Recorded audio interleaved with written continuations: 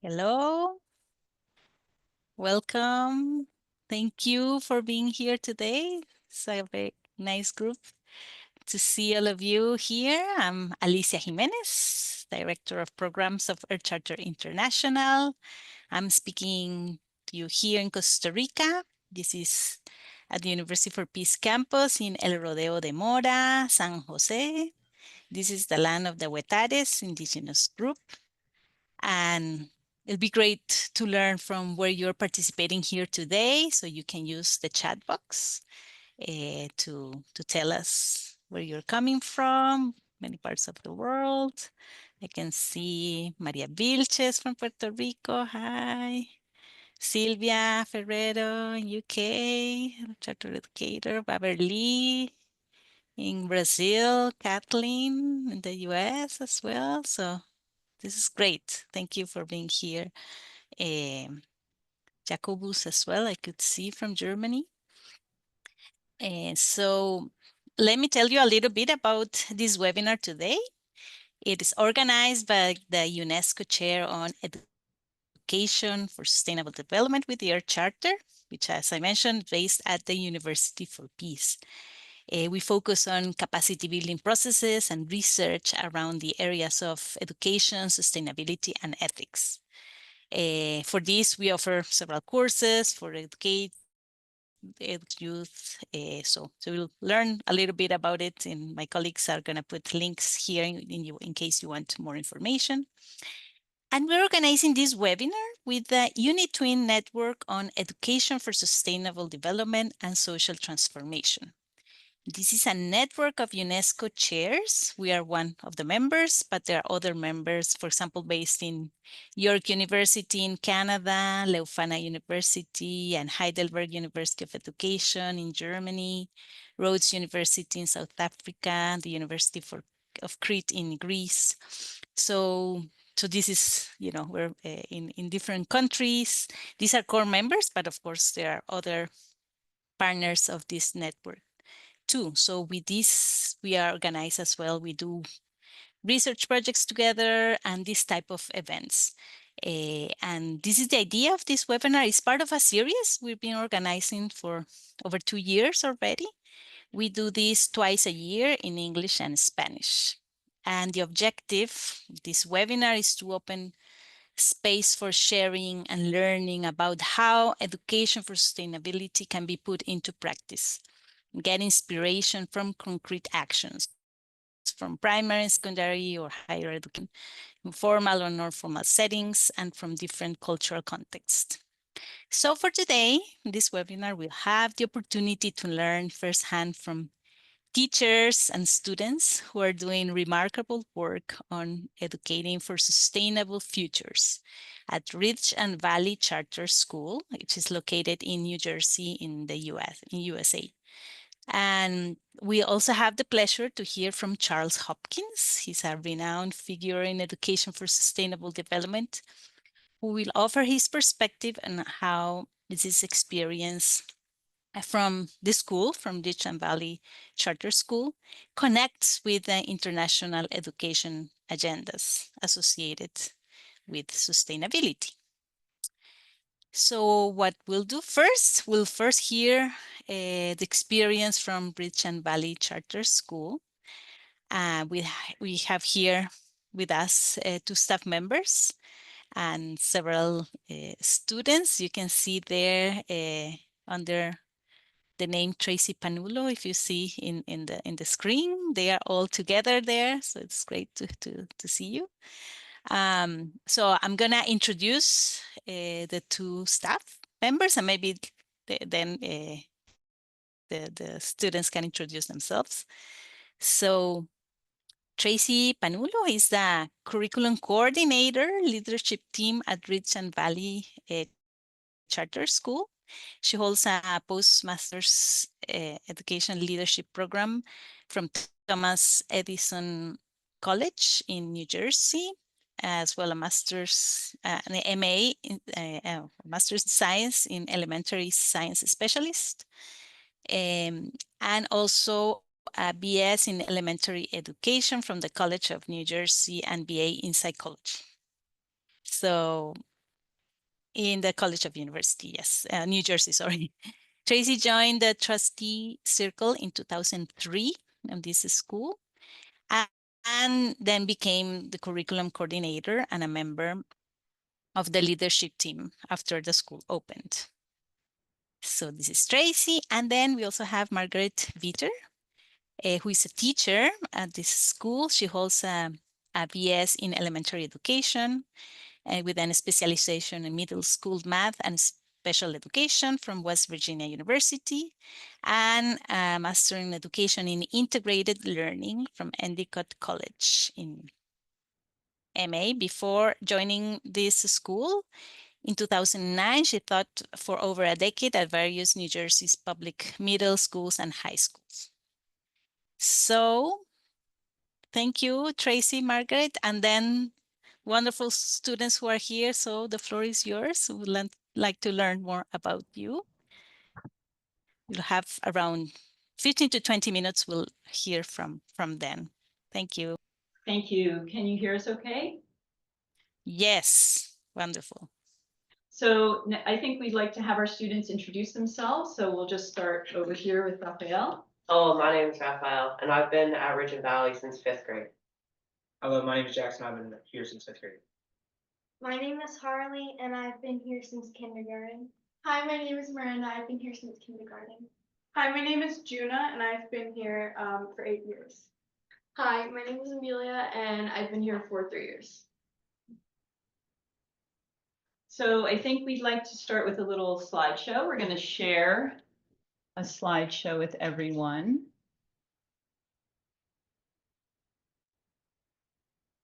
That will help organize the information we want to show you. So this is an aerial view of our school and the land that we are fortunate to be on, and the land that we share with all the other beings in our bioregion. In the late 1990s, our school was inspired by the emerging impulse and wisdom that had begun taking shape through the Earth Charter itself, and also through the work of cultural historian Thomas Berry, evolutionary cosmologist Brian Swim, the Ecological Learning Center and Community Supported Garden at Genesis Farm, co-founded by Miriam McGillis, educators Rudolph Steiner and Maria Montessori, and circle practitioner Christina Baldwin, among many, many other people. And our school's founders really wanted to discuss how could they create an educational experience to empower children to be stewards of the earth based on a deep love and respect for the planet's myriad systems and interconnections. We actually opened our doors in 2004 as a New Jersey public charter school, and we just finished our 21st year. That's our 20-year celebration banner from last year. When we created, okay, my little clicker's didn't work. I'm going to come over here. When we first opened the school, we wanted to have a program that would allow the students to be immersed in, okay, my screen share isn't working, so I'm not sure how to make my slideshow. Let me stop sharing for a moment. You want me to try to do that while you talk? It's, hold on one moment. Sorry about that. Maybe if I share again, it'll work.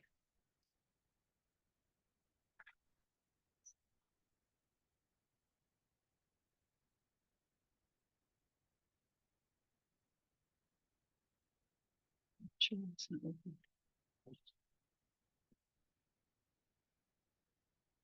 We have a great slideshow, so do you want to see if you can sort it out? I'll speak a little bit. Yeah. So we can maximize the time.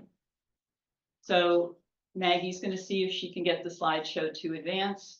But basically we wanted to figure out what would education for a hopeful, sustainable future look like for children kindergarten through 8th grade. And we designed a curriculum framework that was very much interdisciplinary and transdisciplinary. We had multi-age groupings of students working together in teams with guides that they stayed with through multiple years of curriculum loops. All of the lenses and the themes for each year of the curriculum are biologically or ecologically based. And is that sharing right there? Not yet. No. And we also created these key learning experiences that we felt really embodied the education for a hopeful, sustainable future. Those key learning experiences are relating, exploring, designing, and nourishing.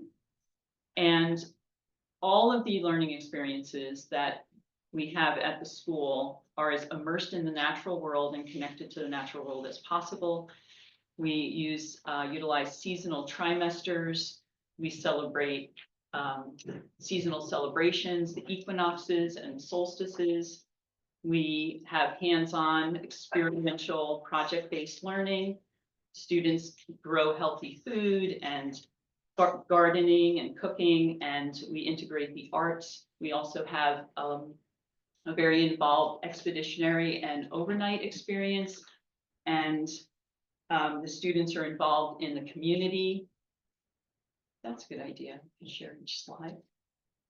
So this is some of the framework that we have in our curriculum framework, some of the ways that show the way we designed our curriculum and our program. We feel that all of this also backed up by policies and practices that really embody living towards sustainable values, that these things really promote those experiences on a day-to-day basis for students. So we're going to go in a little bit more and show you some photos. And Maggie, I think, is going to talk on the next slide. That worked. It did work. Okay. So, I was fortunate enough to go to the Earth Charter Conference last year in Florida. And when you spoke about the Earth Charter seal, I was really excited, and I went to the workshop, and I came back here and was really motivated to try to get the seal for our school. And I brought it to the guide circle, and the guides really had a lot of energy and excitement towards trying to get the seal. And we started a committee, and more than half the guides at the school decided they wanted to be on the committee. And so also we had a huge interest from our students. So there were so many people who wanted to be involved. So then it was really a question about whether, like, how can we involve everyone who really wants to be a part of this school seal and achieving the Earth Charter School Seal. So we started off with small groups where one guide or teacher, we call teachers guides here at the school, one guide would be with several students, and we looked at the indicators, and they tried to like brainstorm all the things that the school was currently doing and what things we could still do. So we really just used the indicator spreadsheet to brainstorm lots and lots of ideas. But then we also created a workshop where we invited some of the younger students that are in 4th and 5th grade, and then some of the older students in 6th, 7th, and 8th grade. And we taught them about global citizenship. Because as we were going through the indicators, it became really clear that we were doing all the indicators above and beyond what was what the requirements were. But the one area that it seems like we really would like to grow in is in global citizenship and connecting. And so one of my initial motivations for trying to get the seal was the idea of connecting. I've been wanting for years to connect my students to people around the globe. So that particular component of the Earth Charter School Seal is the one that really was attractive to me, and really I feel beneficial for the students here in the United States and at our school to really try to connect and become stronger global citizens across the planet. And we also had a club that met 6 times, and so these students here have been involved in some or all of the things I've been talking about. And the club was a little bit more focused on really helping the seal come to fruition because they took videos and they took pictures and we took some of the indicator language and translated it into child-friendly language and made games and it really has been this very exciting thing throughout the whole school trying to like get the seal, but in doing so, we really learned how much our school really is doing. And it made us not only feel proud, but also motivated to try to do more. What's the next step for our school and how can we connect with the rest of the people on this planet?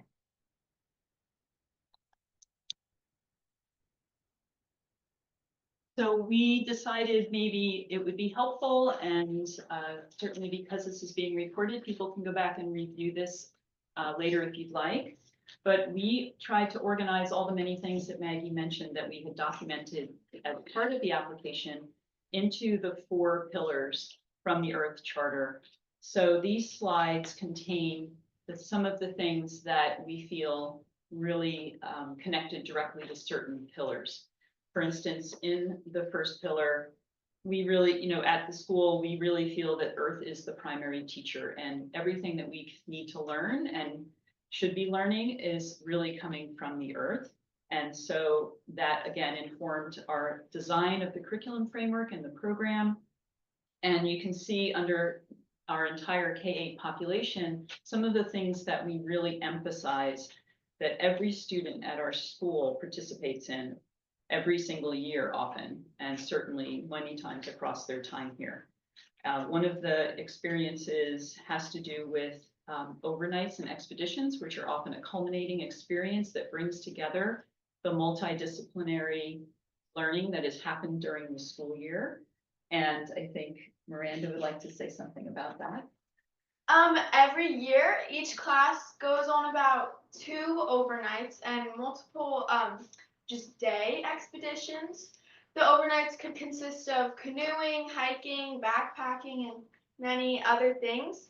As someone who's been here for all of my grade school years, I've gotten to experience all of the overnights, and I think that they're definitely the most impactful thing throughout all of my school years. Overnights are not only a bonding experience for all of the students and the teachers, but they teach us a lot of real life lessons that I don't think I would obtain right now if I went to a different school. And now that I'm graduating, I can confidently say that I do not think I would be the student I am now if I didn't get to experience all of the overnights that our school gave us the privilege to go on. Thanks, Miranda. I want to mention too that we focus a lot on ecology and the earth and immersion in the natural world, but another really important part of our school has to do with relationships with each other and with all beings. And we utilize circle practice instead of a democratic practice. So as much as possible, we try to have everyone's voice involved in decision making and use consensus decision making for things that we do at the school. And so that is also a really important part of the relationship building that we are involved in every single day. As 2 more examples that we think really exemplify our program are Council of All Beings and a Delaware Watershed Study. And so this is a slide about the Council of All Beings experience, and Gina is going to speak about that. The Council of All Beings, to me, is a celebration of the life that surrounds us. You do this activity in 1st grade, which creates an exposure to the natural world at such a young age. We sit in nature and allow the beings of the land to connect to us. The species that you feel to be the most powerful, you choose to become. You learn more about that particular creature, then create a mask of it. We get to have a day of becoming that being by crossing a bridge. It allows us to connect to the world, our being, and appreciate its presence even more than before. By simply having a student partake in a hands-on activity such as this one, rather than being told something is correct, builds a stronger bond with the learning and gratitude than any other. Thanks, Jane. Next is our Delaware watershed study, which Raphael is going to speak about. A big unit in our 6th and 7th grade year was a year-long watershed study. We focused a lot on stream ecology in our local watershed, the Delaware watershed. On our school property, we have a small stream that feeds into the Pollenskill, and then that feeds into the Delaware River. The whole year was connected pretty much. We started out with stream studies at our local stream, learning about erosion, habitat, water quality, and what affects it, and understanding stream health through macroinvertebrates. Our fall expedition was a 3-day canoe trip on the Delaware River. We read a book together as a class that personifies watersheds, and then we wrote our own poetry about that, and that connected into our learning, or language arts. We also read about red-knot birds who feed on horseshoe crab eggs during migration.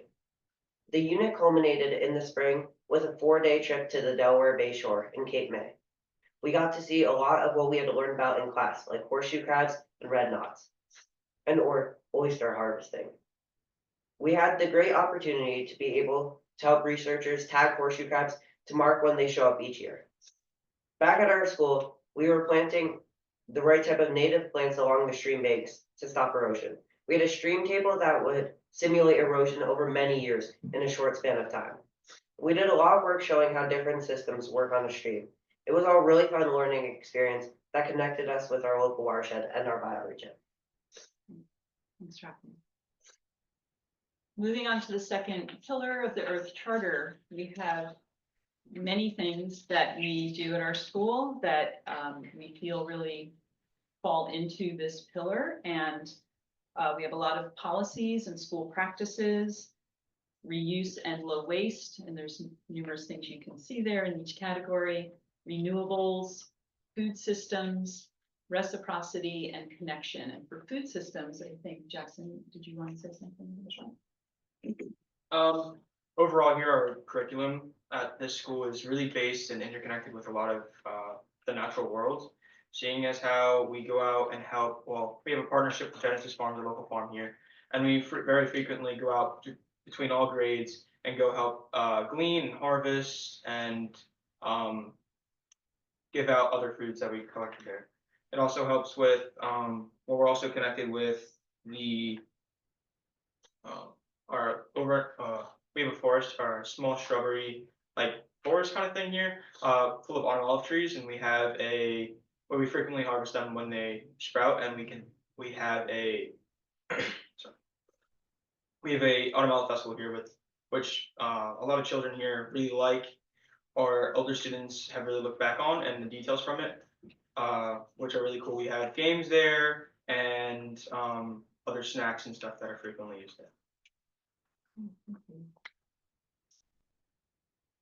One of the things that Jackson alluded to is that the students also will take the food that they've gleaned or the food from our school gardens and make food with it, and then go to local free farmers markets or soup kitchens and serve the food there.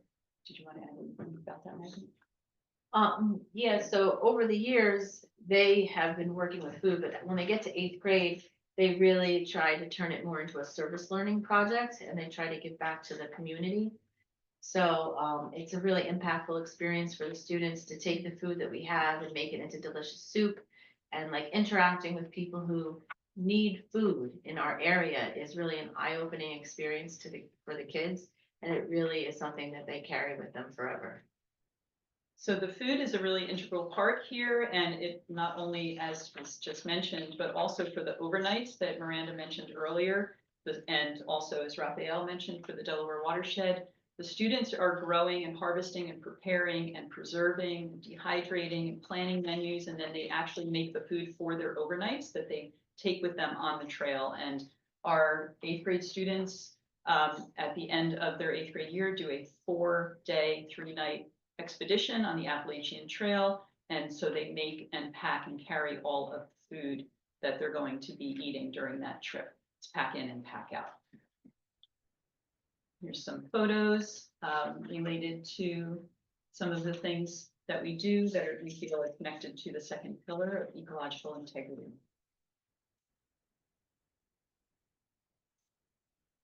For the third pillar, social and economic justice, again, here are many things that we listed that we feel really speak to social and economic justice, the rights of all, advocacy, equity, and community. And we have many ways of bringing together our own school community and our families and really helping the families with gear swaps. So if families can't necessarily afford gear for the program here, the school will help them, or there's the opportunity for them to swap gear when their children outgrow gear. They can pass it on to other families. And there are lots and lots of other ways that our families come together and we can build community for them and support them. Students have been involved in a lot of activism locally and beyond our local area.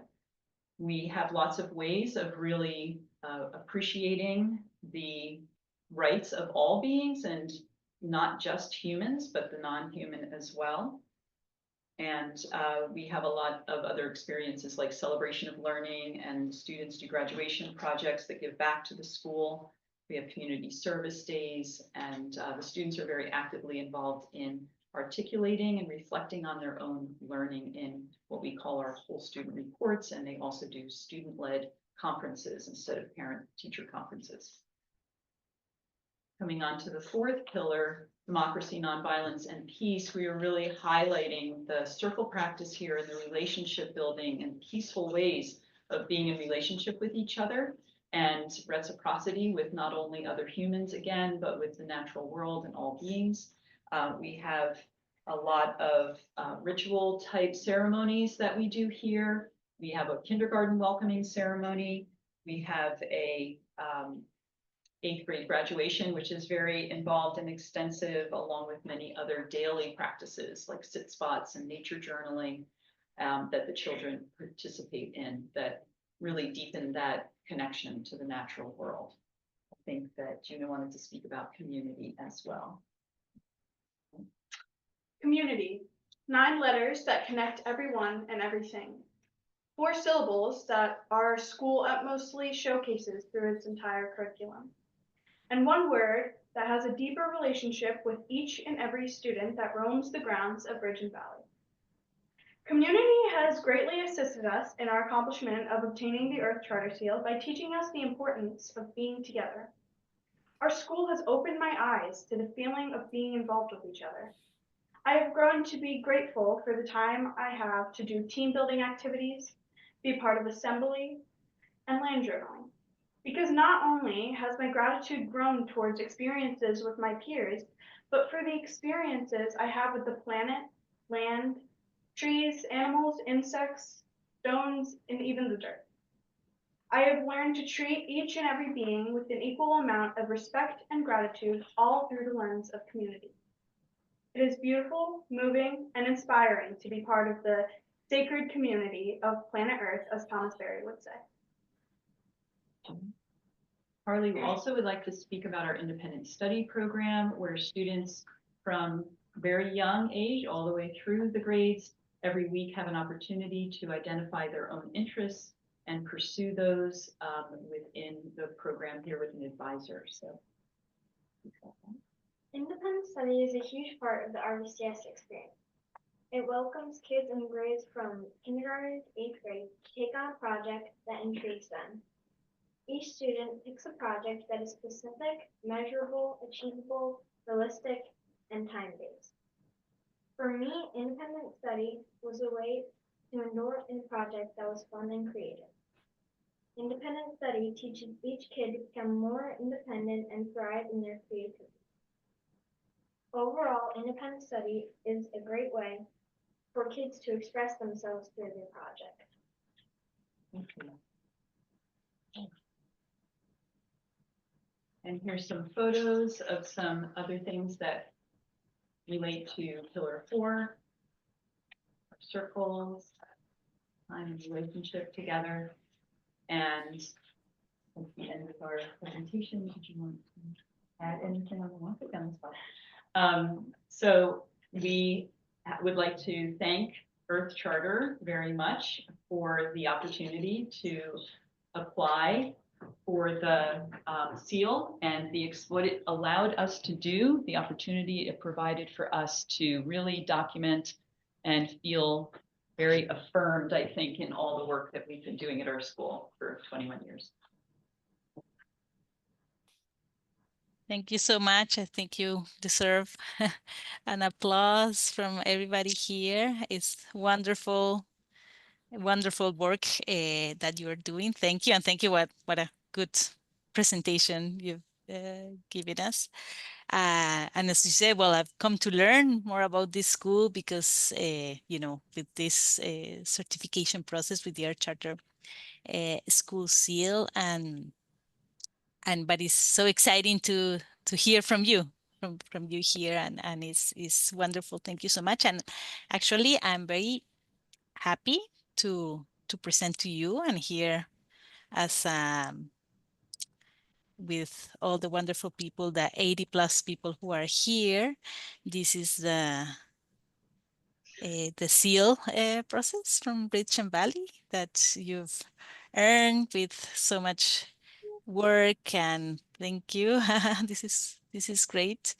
It's you know, this is a recognition, I would say, just a recognition for the hard work, innovative work that you've been doing. It is for many years already. So no, this is a fruition of so many years that you've been doing this wonderful work. I came to learn more because I've participated in the verification process with with the Earth Charter educator Wendy Coulson, that maybe she's here, and I was always impressed about this holistic approach you are implementing in the school, this transdisciplinarity, which is not easy. Also, when you mixed groups, age groups, that's so fantastic. Infusing the values of sustainability, you know, you can say that, but what you are showing today to us is like how you can do this in practice. You know, I think one word that is a key word for me today is connection. You know, right? You're talking about connection. Is you're connecting between you, the community, building a community, but the connection with the outer world, with all these living beings, the community of life, as your charter mentions. So that's fantastic. And then, well, now we can maybe have the opportunity to connect with people from different cultures, different parts of the world. So that's an opportunity. Hopefully we'll be able to bring opportunities like that here. So thank you so much. If you, well, we'll here in the chat box, and my colleagues are going to put more links if you want to learn. I don't have too much time to tell about this charter and yes, the school seal. Sorry, we have, but we are. But the idea is this: is to be able to bring and to highlight and to help. This is a learning instrument, so schools like you can go and use this instrument to better reflect of what are your practices and what you're doing great. So I know you felt very proud for so many things that you are doing wonderfully, and what would be a good thing as well to improve, etc. So anyway, thank you so much for this. A big applause to everybody. And so now we'll continue. Now I would like, and this brings me to our special guest today as well. We have Charles Hopkins, who will give us as well some comments, putting the school's experience. So now and thank you for the pictures. It's wonderful when I was listening, seeing those pictures, those rivers and the forest. It's, you know, I've never been there, but you helped me to travel a little bit on that.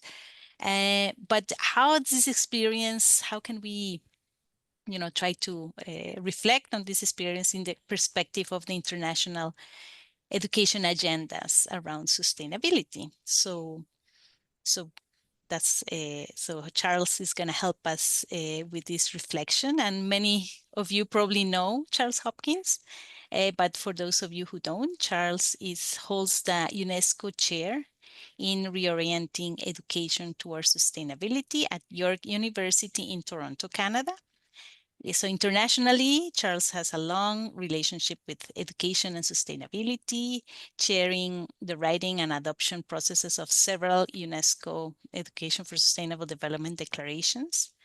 He's an awarder, education leader, with several honorary doctorates and professorships.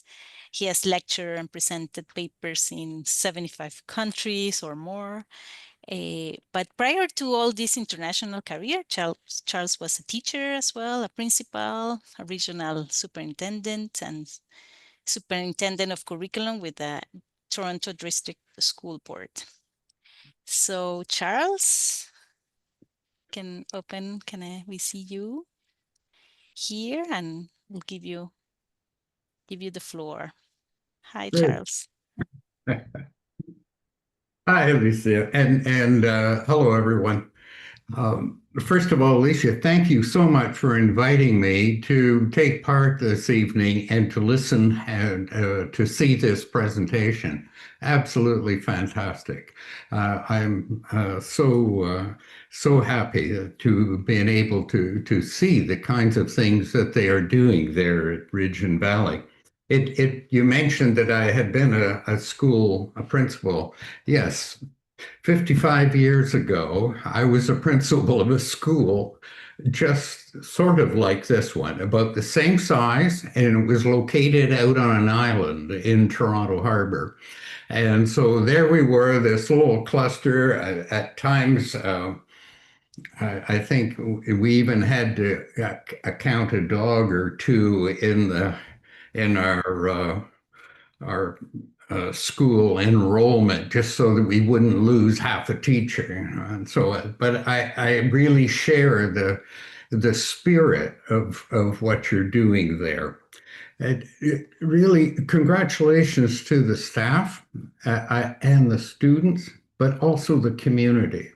You know, to be able to move so far in this direction, you really do have to have the backing and the commitment of parents, the trust that this really is the way to go.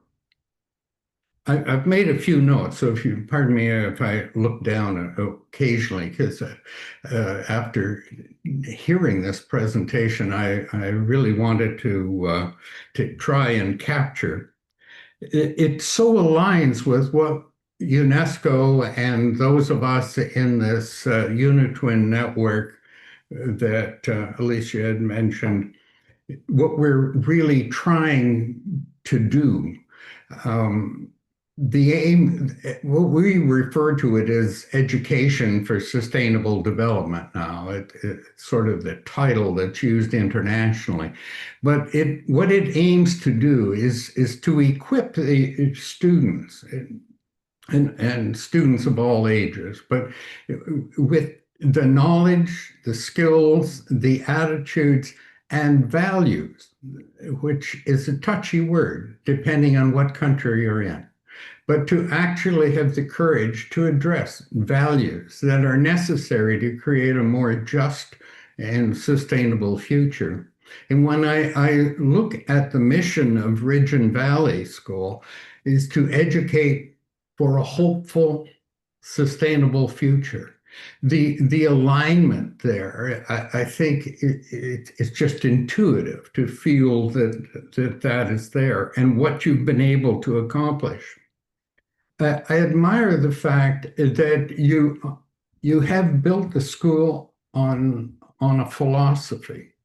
So many schools, if you ask them the purpose of what they're doing, well, it's getting them ready for the next grade kind of thing. It's the idea of starting with this combined philosophy that is on sound educational principles, but also infused with the works of Thomas Berry and I'm sure others, to bring in the concept of democracy as practice through circle, the idea of trying to move the whole, the learner and the staff and everyone from a feeling of trying to have the child become all they can be, which often results with a focus on me, which is kind of a selfish thing.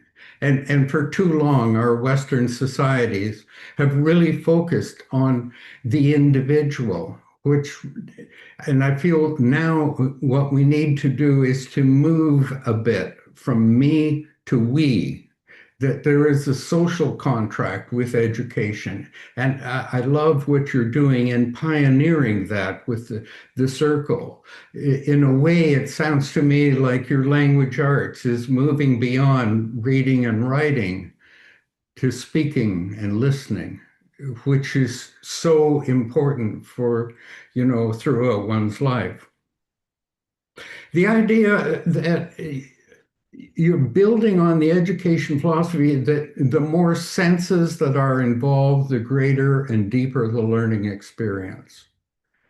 So many schools, it's more about reading and listening, the whole being told something, but to slow education in a bit. I'm sure it doesn't feel slow to you, but to take the time in the curriculum to go on a field trip, to camp overnight, and so on.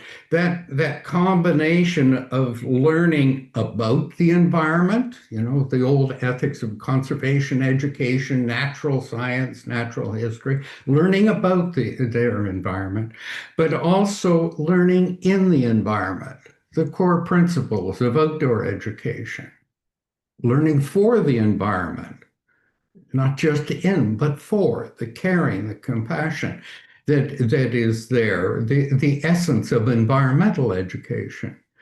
But in listening to the student, there's also the essence of experiential education, that is learning from the environment by actually engaging and being there. So I think the kind of work that you're doing, it has been proven in research that this actually helps the overall quality. Many parents are still focused on math and language skills and focusing with really that is the purpose. No, those are skills. Reading, writing, mathematics, history, geography, science, physical education. Some countries, it's religion. These are skills, and we want them to be as sharp as possible. But I think what you're doing is that you're taking a step above skill development. And you're questioning, what are you going to do with these skills in your life? And that is just addressing that as a part of the purpose of the school, I think is tremendous. I love the way of practicing not only in the curriculum, but the culture. It would be great if I were there and visited, but what comes out of that short 15 minutes is that the culture of the whole place, it aligns totally with your mission. Oftentimes that isn't it. As a school superintendent, one of my tasks was to go into schools and do evaluations and so on. Oftentimes the alignment between what you saw around you and what the school was trying to do was just sort of a misalignment. And so I put a lot of congratulations and praise into the staff development that, first of all, you hired great people. When I read your CVs, it's amazing to have collected them. But secondly, the professional development that you have done, both by bringing in outside people, you know, Jamie Cloud, the Cloud Institute, great people to align with, but the peer learning that is going on, the time that you're taking as staff to teach and to work with one another, I think is really commendable. Most schools don't have that ongoing peer learning. The work in the community, when students going out to learn, but contributing, visit the farm, but when like taking part and tagging the horseshoe crabs, contributing as citizen science to the bird counts and so on. Active ways of really developing a feeling. I'd like to comment, someone mentioned at the beginning about global citizenship. What I see or heard was that not only was there the bit about education for a sustainable development, the knowledge and so on, but also the essence of global citizenship education, which is twofold.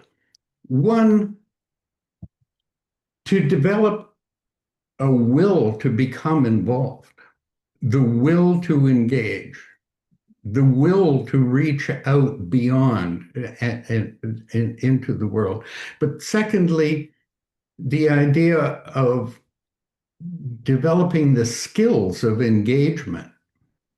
You know, this is extremely important. How to organize, how to present things, all part of language arts. How to prepare a petition, how to bring about change, and learning how to accept when what you tried to do was not accepted.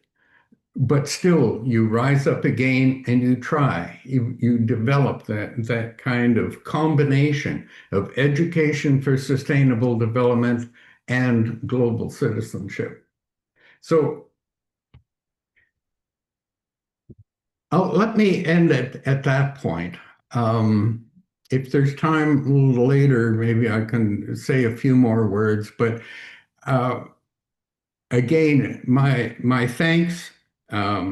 And my congratulations to all of you for what you have created there at Ridge and Valley School. Congratulations. Thanks. Thank you. Thank you as well, Charles. Wonderful, very inspiring words as well. You see, Charles is such a renowned educator and wonderful. I mean, you said so many things I'm not gonna repeat because of time, and we want to give the floor to many of you. But one of the things that we're always thinking here at the work that we do at your charter with the Unitwin network, I know Charles with Catherine has been working a lot on this approach, and UNESCO on the whole school approach or whole institution approach for sustainability. And I think the more I think about you, the Ridge and Valley Charter School, I think you are a very good example of how you're working with this, of infusing sustainability, but in all your areas, in so many of the areas, on the pedagogical and the interaction with the community, on celebrations, rituals, etc. And what Charles mentioned looks in the culture of what we were able to see today. It just, you can perceive it. It's something that it's not possible just to say, but you perceive it from how you speak and what you're telling. So anyway, this is wonderful. I would like to give the floor. Maybe someone has questions from the audience. You know, we have people from many parts of the world as well. I don't know if someone would like to, let me see if there was some questions here. So we have people from, well, Mary Otieno from Kenya.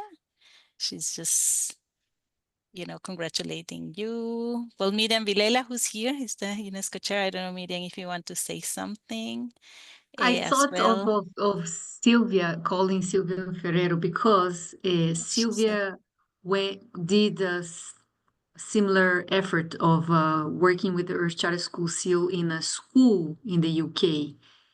And maybe she can bring a comment here of what she could learn from this presentation she just heard from Bridget Valley that was unique from her own experience in working with the school and there. So, but before that, just want to express gratitude for the school students and the teachers, of course, Tracy and everybody. And I see this as a mingling, putting together the Thomas Berry worldview with the Earth Charter worldview in a school setting, which are obviously not different. Thomas Berry referred so much about the sparking a sense of wonder in nurturing our sense of belonging to an Earth community. And these are so similar worldviews that we find in the Earth Charter. In the fact that when we work with the policy level or sometimes a theoretical approach of ESD, it's very refreshing to see a concrete example of how our school is practicing whole institutional approach with ESD. So just congratulations from my side. But because you are opening the floor to questions and comments, Alicia, I thought of trying to make a bridge with the example of the school in the UK that went through this and of course, Richard Valley. Okay, wonderful. So Thank while you. Sylvia prepares, Thank you. Sorry. Uh-huh. Should I? Yes, should go we- ahead. There's a question as well for the students, but then you can talk and then I'll. Can we do first the question for the students? So I'll tell it so they can prepare. That's while you're speaking as well. So Erika here is asking, how did you feel before starting the school seal process, and how do you feel now that you've completed it? Is there any suggestion you can give to students from other countries? Okay, so that's the question for them to think. Sylvia, we want to hear from you. Thank you for inviting me and for asking me this question. The school in UK was a primary school, so it's the big difference is that students are younger and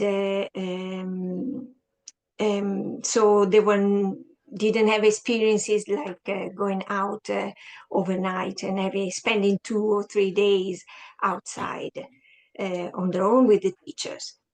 What I really liked, and it was very exciting to work towards the Earth Charter School Seal with that school, because as Charles and Alicia said, you could really perceive the culture. You could really perceive the enthusiasm and the roundedness of the concept of sustainability in the school and with the community.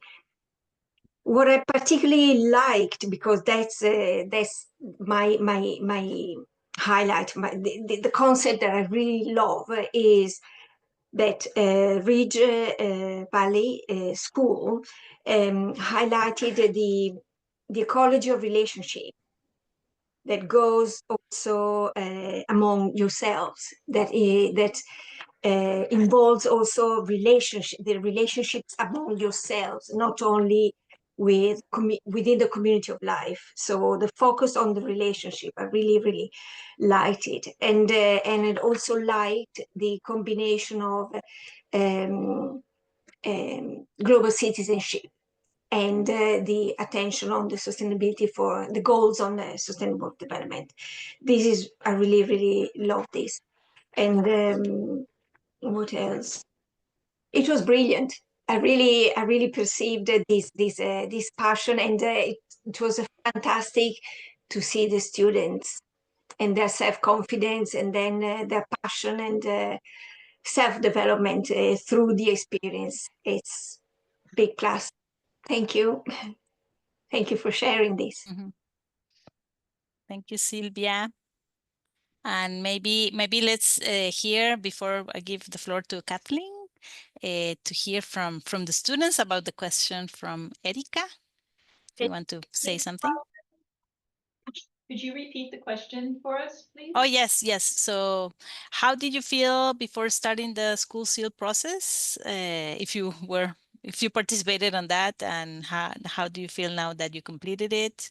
And is there any suggestion you can give to students from other countries, I mean, who may gonna get involved in a process like this of, assessing their school and giving suggestions for infusing sustainability in their school?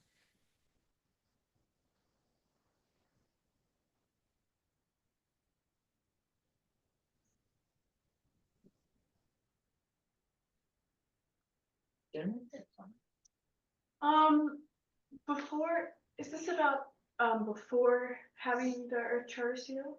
I think, right. I think the question is maybe about what it's the process been like for you Okay. participating in it, and what feedback might you have for any other students who might be at a school who's doing the same thing. Would that be accurate?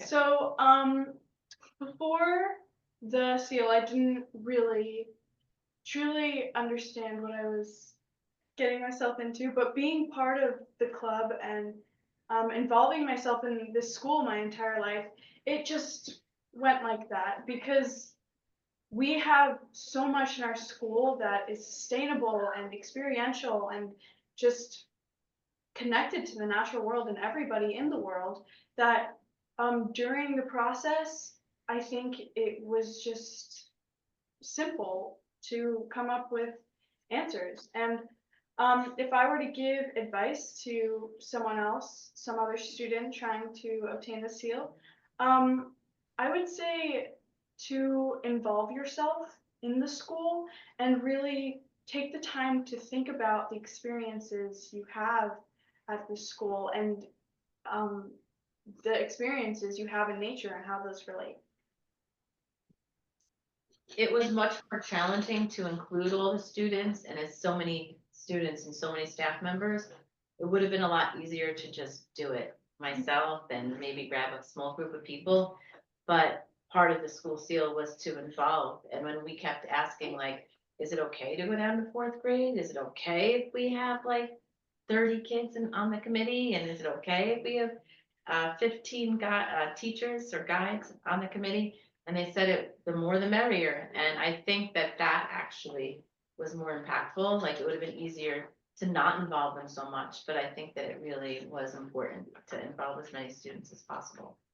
I think as a school, for everyone here, I know for myself, just the opportunity to reflect, to pause and reflect within a framework of the seal with very specific indicators and such, as well as the framework of the Earth Charter itself, I think was just a really great opportunity to reflect and then think, oh my gosh, wow, we are doing these things, and just have gratitude and appreciation for them, and also feel a sense of what things we might want to do more of, as I think Maggie had mentioned at the beginning.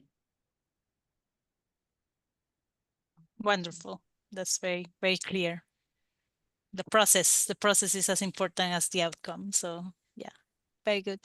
Okay, Kathleen, Tracy. Yeah, thank you so much. That was really an amazing presentation. I was very, very inspired by all of you. But I was asked, I want to know, the staff who work there must love working there, and you probably have very few people leave ever. But from time to time, people, move on or, staff changes, I imagine. How do you bring new people on board and get them educated? And I know Charles mentioned something about, your staff development. I mean, obviously it must be ongoing, or could you talk a little bit about your staff development, how you integrate new people into the program to, keep it thriving and moving forward? Yeah, We work in teams.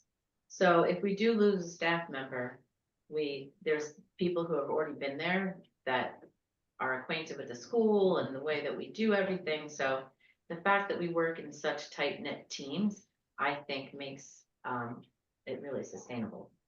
it's also has to do with where we advertise. We don't advertise through the typical, teacher job avenues. We advertise for experiential educators, naturalists, people who are working out in environmental education type fields, and have people come to us. There's also the opportunity in our state and for our school to have people go an alternate route to get a certification. So that's really a gift for us to be able to bring in people who are very aligned to the mission. A lot of people are seeking community, and whether it's the families, the children, the staff, they're really seeking community. And we have, as Charles mentioned, an incredible culture and community here that is very unique and really aligns. If your values are aligned with what the school is about and sustainability and ecology, then this is an unbelievable community to be a part of. And so we have people who approach us, and then we try to seek out people through alternative avenues that are aligned with our mission to find our staff. That's awesome. One further thing, they go up to 8th grade, and from there, the students go on to high school, and then to college. Do you follow through with their students to see, are they successful as they move on? Because it can be a little bit of a culture shock if you're not going on to the same type of experience or a little bit more structured experience. How do they do as they move forward in their educational experience? So I teach 8th grade. I also have my own children who have gone through here and gone to college. One of them has since graduated and gotten a job with the Food Shed Alliance right here locally. And, some students really embrace that whole new high school experience, because we do have kids going off to technical schools, to other high schools, to private schools, some kids to homeschool. So the feedback is very different from all of them and how much they really like it or really despise it, but they all succeed. The high school, public high schools out here in New Jersey are very different than they are. But there's also like environmental study programs. So 3 of our students this year are going into a special tech academy for environmental science. So I think that like how much they like their future experience in high school varies more than like the success. They all, because we put so much emphasis on public speaking and presentations and relationship, we get feedback often from teachers or administration from other schools saying how well our students talk to adults and communicate with each other.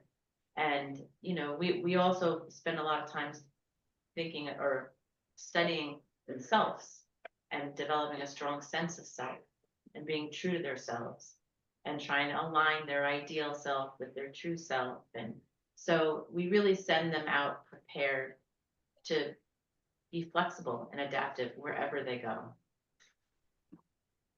Thank you so much. Wonderful.